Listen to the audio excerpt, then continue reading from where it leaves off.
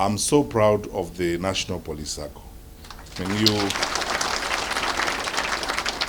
you have done wonders, not just because of the awards that you have won, but even in the challenges that we have had in the last 2 years during COVID-19, with all the pressures that we have all had and the pressures that you have all had as you have worked as officers in the security sector, assisting us to enforce containment measures, facing various challenges, you still have not taken your eyes off the goal of developing your circle and the goal of saving and working for your families.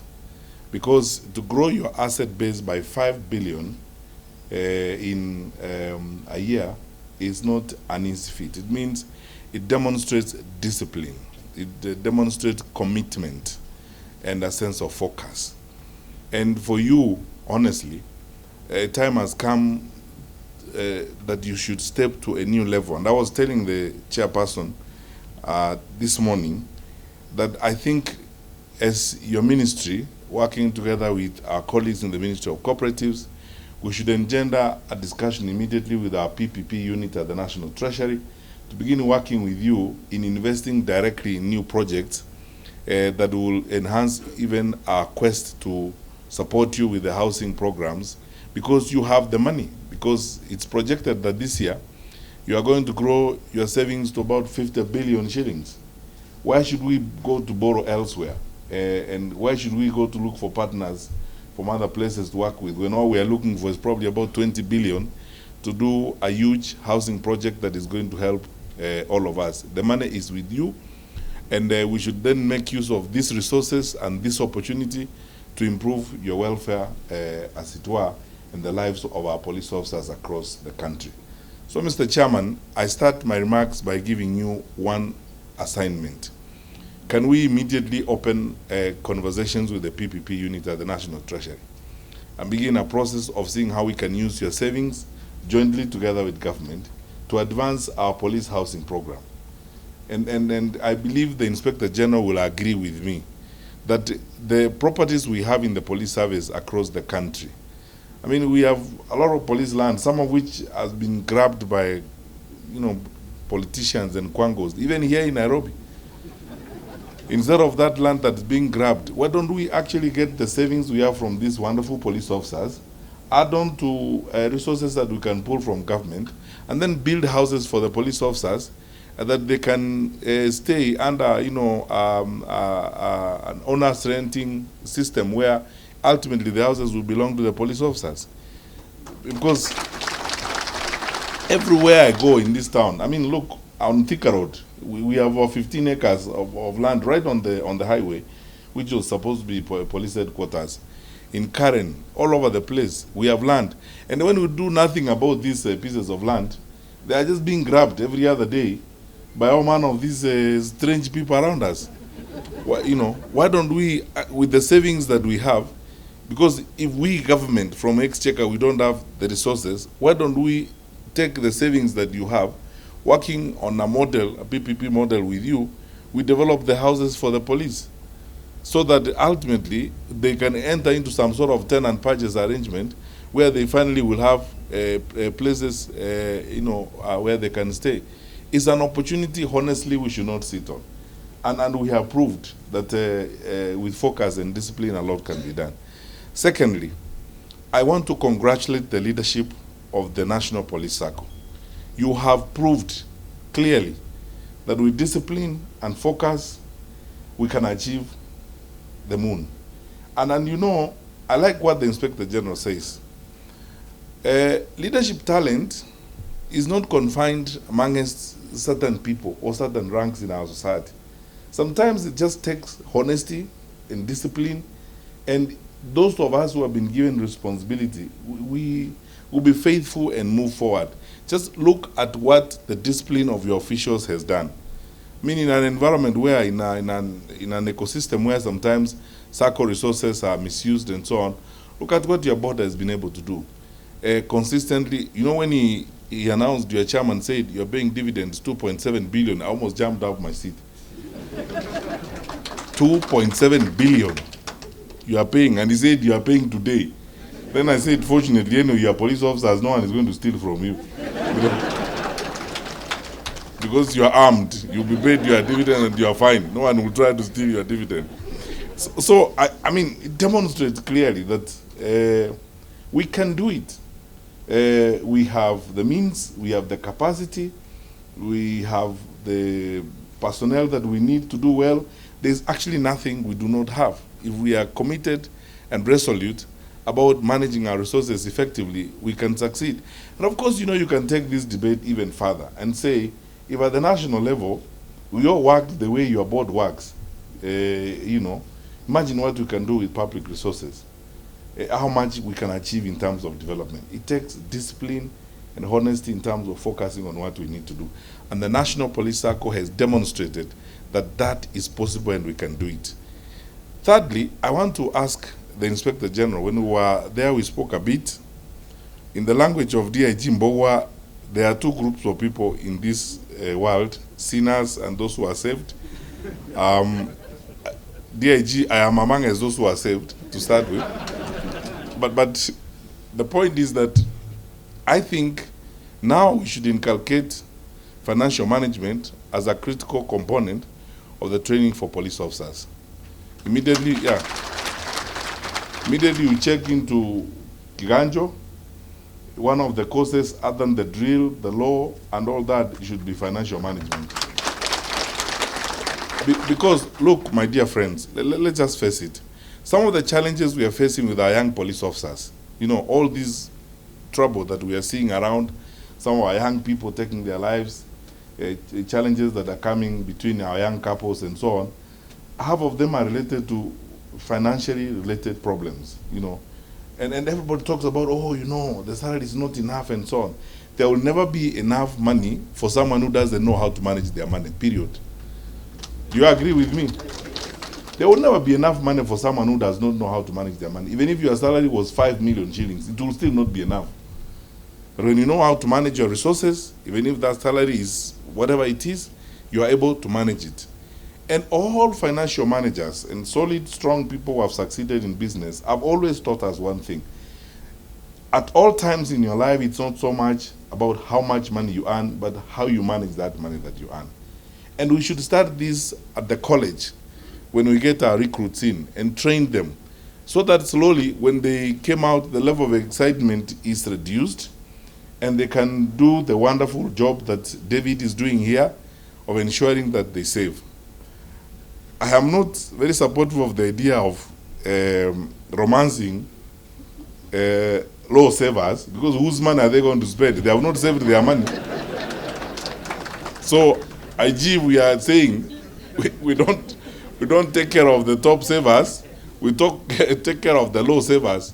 Whose money are they going to spend? They have drunk their money. They have eaten their money. So how can those of us who have spent money spend our profit to entertain people who have not saved their money?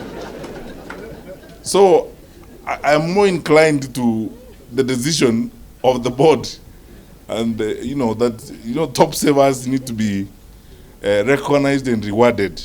We teach the low savers when we subject them to swallowing saliva as they watch the top savers enjoying.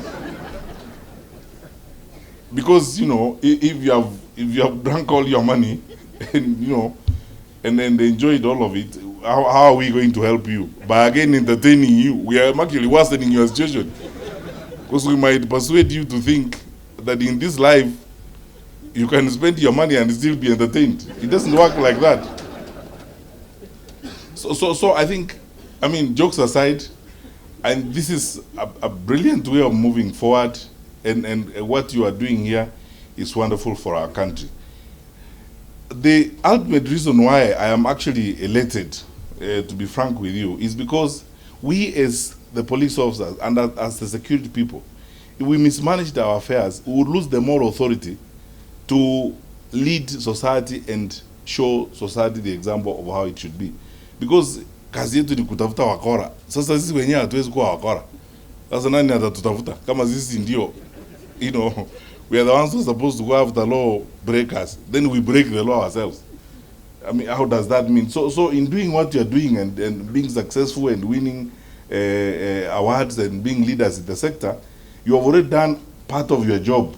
You have provided the example. You have won the moral war, and you have the moral authority to speak to and be firm about those who break the law and those who try to misappropriate resources that have been entrusted in their hands. So for that, again, I thank you very sincerely. Finally, now that, you know, through the President's new plan of relooking at police welfare, including the brand new police hospital that is coming up the road, is on course, we now need to find a way of partnering.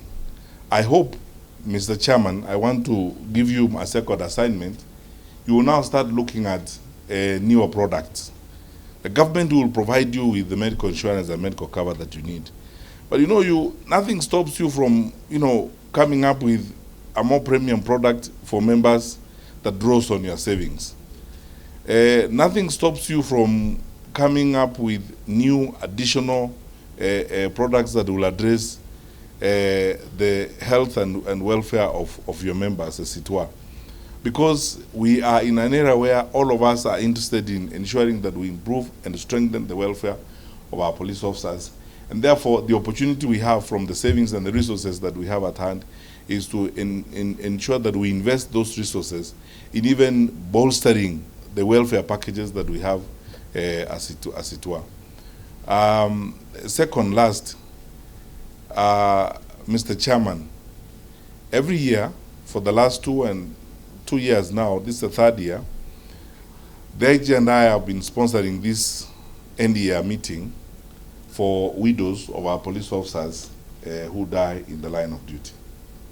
Nothing drains me emotionally than that meeting. I have to be honest with you. Every time I go there, I see these young widows. You know our police officers, some of whom have passed away in the line of duty. They die when they are young. The special teams that we have near the border who are working out there, they, you know, leave these 6-year-old kids, you know, 2-year-old kids and so on.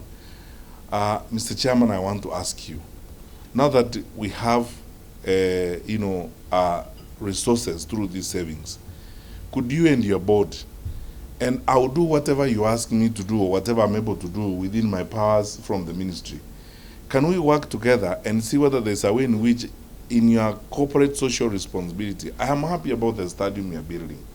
I'm happy about all those other things that you're doing. Could you kindly consider when you meet next time as a board, whether there's a way in which you can come up with something under your corporate social responsibility that addresses the welfare of some of these people, you know, especially the widows of and widowers of our officers who die in the line of duty.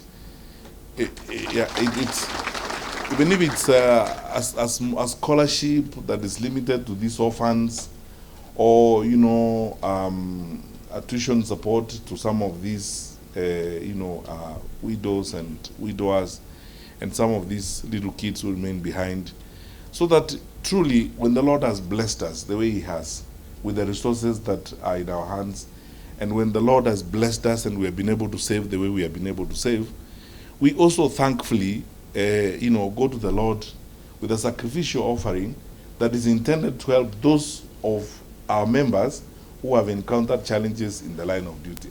Then we will actually show greater care and we'll be a complete family, as it were. Because, you know, when we are a circle with a base of 50 billion this year, from the interest and the dividends that we make, I'm sure that if we actually made a sacrifice, even if it's a 0.0025% of our earnings that goes into, you know, a framework that supports these people, it will go a long way to alleviating the pain and the suffering of these people and helping them. I know we try to pay, you know, through the insurance gains and so on. But look, good people, I mean, you and I know this. We come from this society where Africans, we know families people come from. Sometimes it doesn't go far enough. And then some of these people are really young. They come from stressed out families sometimes. And then you look at these cases and you feel emotionally drained. If there's anything we can do, I want to urge you, my brothers and sisters, let us do it for our colleagues whom we lose in the line of duty. Very finally, Mr. Chairman, IG, a satisfied officer is a good officer. And how do officers get satisfied? When welfare issues are addressed, such as we are doing.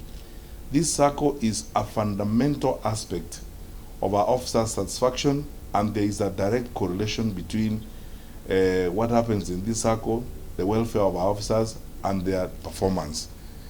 You know, when people are tempted to break the law, lease out a firearm to criminals, sell a bullet to cat rustlers, it is because they have not addressed critical aspects of their welfare. So on this particular score, I joined DIG Mbogwa in saying that now we know what we need to do. Let us enhance this faith and this religion.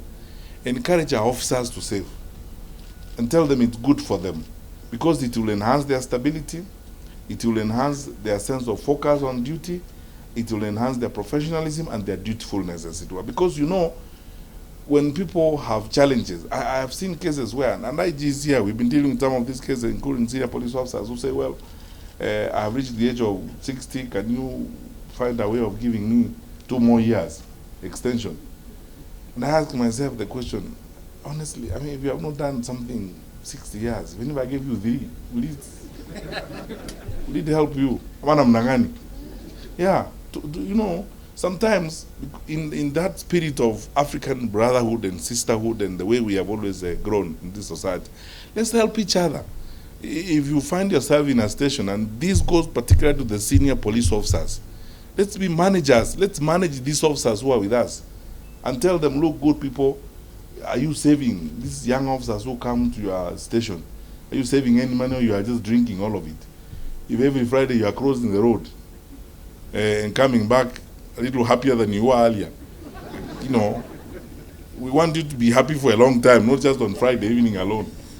So help these people. So I think we should also make a demand, and IG, this is where again our new leadership school is going to help, because as we strive to make our senior police officers managers and leaders, we should also insist that they help train our officers to address the question of welfare, satisfaction at work. And that cannot only be provided by government, it can also be provided by what we do amongst ourselves, such as this circle is doing. So I am a very proud, satisfied, very happy minister. And I'm so happy to be associated with you wonderful people for all this wonderful work that we do. I thank our leaders here, the chairperson and the board, for being disciplined and honest people, and may the Lord strengthen your hands, because if you have clean hands, you are honest people, the Lord will bless you also. The Holy Scripture is very clear. The Lord will bless you in your fields. He will bless you as you go out and as you come in, because you are a honest person who takes care of other people's resources in a honest manner. And for what you do, and for what you do for all of us, you will be blessed.